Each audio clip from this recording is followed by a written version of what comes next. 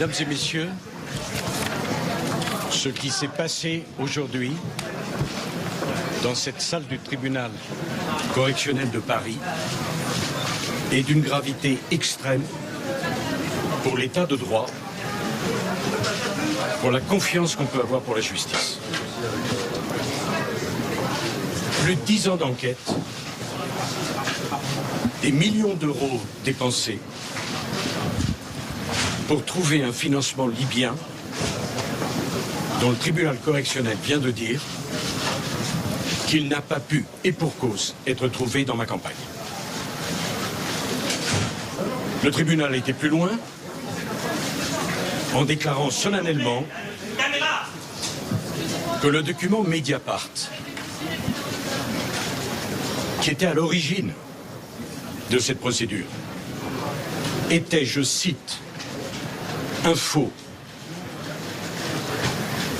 J'ai été renvoyé devant ce tribunal pour 4 délits. Sur 3, j'ai été relaxé. Pas de financement trouvé, pas de corruption. Je suis donc condamné pour avoir prétendument laissé faire 2 de mes collaborateurs qui auraient eu l'idée d'un financement illégal de ma campagne. Depuis toutes ces années, j'ai assumé toutes mes responsabilités.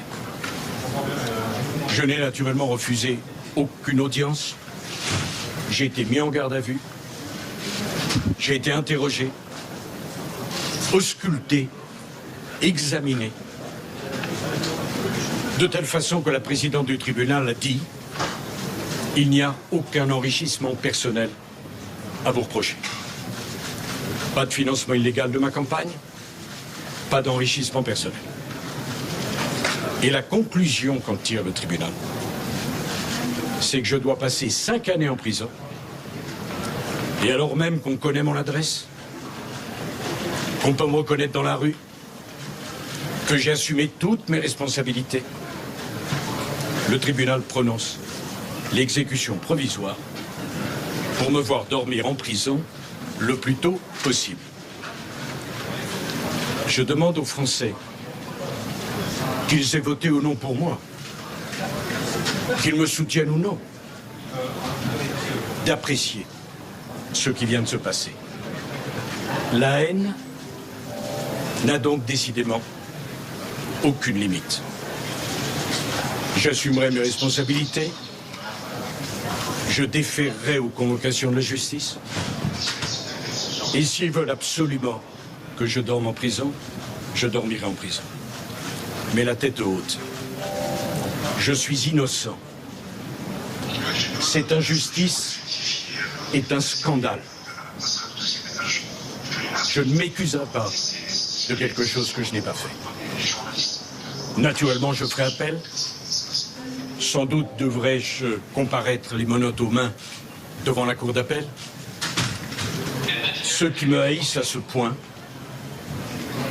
pensent m'humilier.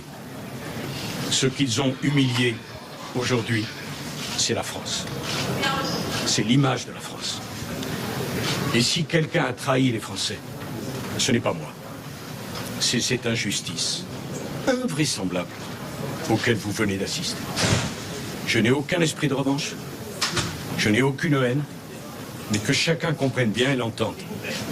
Je me battrai jusqu'à mon dernier souffle pour prouver ma complète innocence. Je vous remercie. Monsieur le Président, vous voyez une injustice? Il était bon, hein, là il était bon. Il est toujours bon.